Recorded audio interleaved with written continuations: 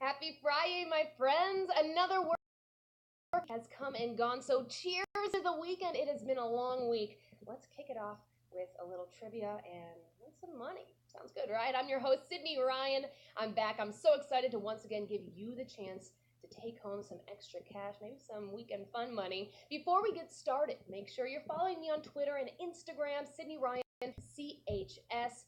Remember, I give away a clue, big clue, every single time before I come on with y'all. And don't forget, Q is also on social media at the Q Trivia, so don't forget to follow us and stay up on all of this action. It's Friday. That means we are turning the reins over to you. These questions were submitted by Qsters for Qsters, so thank you to all of you who submitted.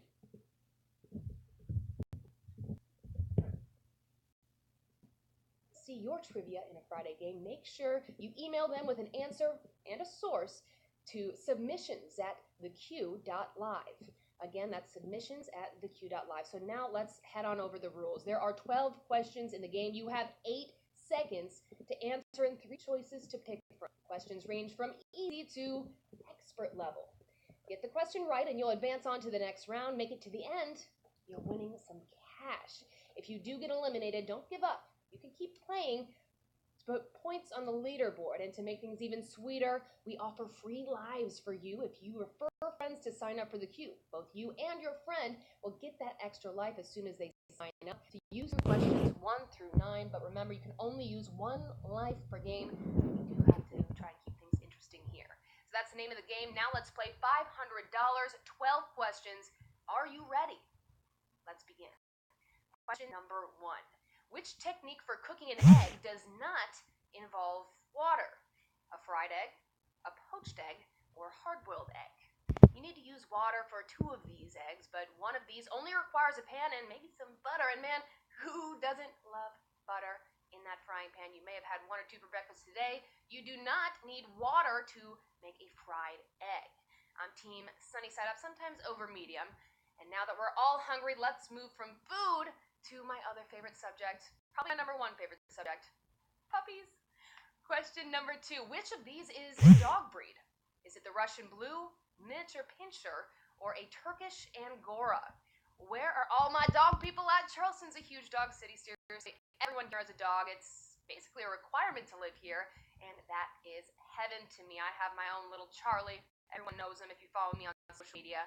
All right, I'm digressing. Back to the question. The only dog listed here is the Miniature Pinscher. The Russian Blue and Turkish Angora are cats. Cute, I'm sure. I'm more of a dog person, but puppies trump everything. So, what we're looking at is 2,899 participants are moving on to Q3. Let's check it on out. Question number 3. In November of 2017, Twitter increased the character limit for each of the following languages, except Arabic, Japanese, or Indonesian. You've all heard about it. At the end of last year, Twitter increased the characters per tweet from 140 to 280, and this was the case for almost every language on the platform, except for a few notable exceptions. one of those being Japanese. That's a pretty tough one for Q3, but you are all trivia experts, so you aced it.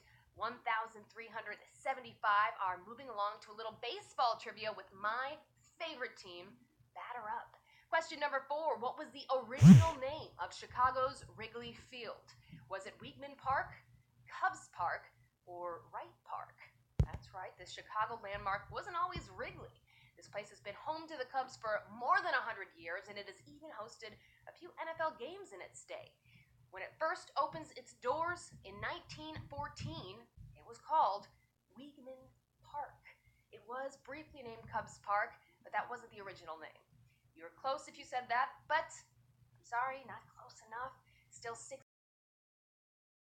along to question number 5. We just knocked out about half of you with that question, man.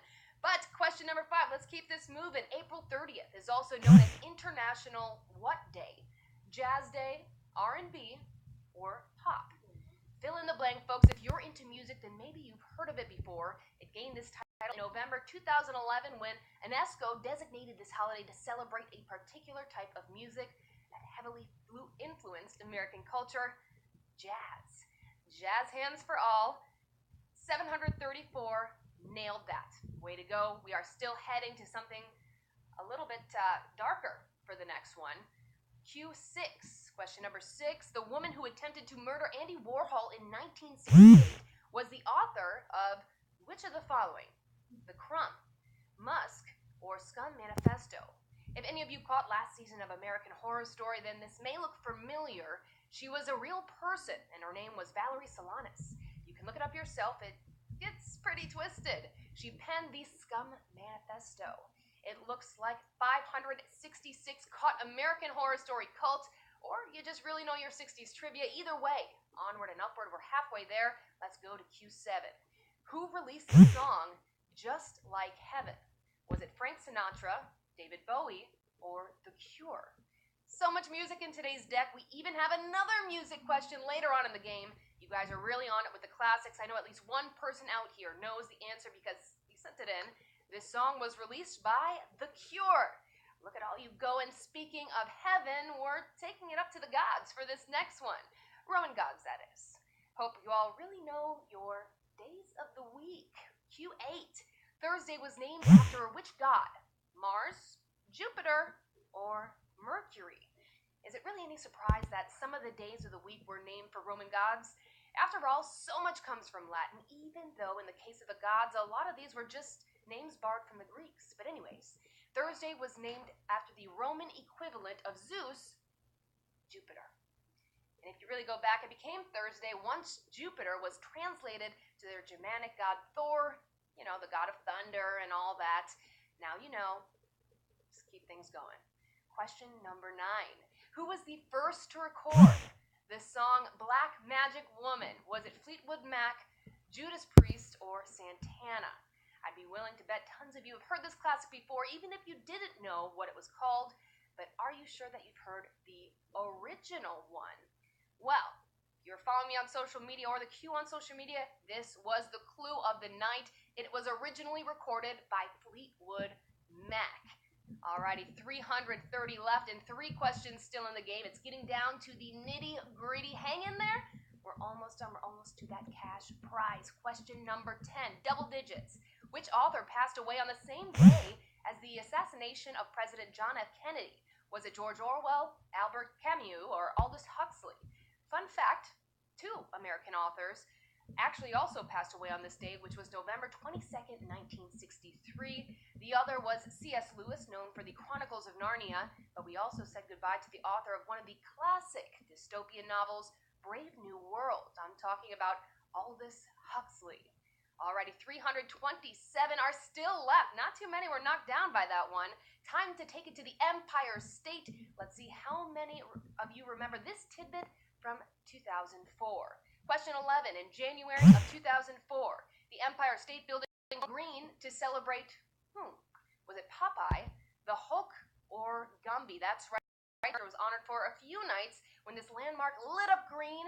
It was all to celebrate the anniversary of this beloved character who is celebrating his 75th anniversary. It referenced his love for spinach. Does that give it away?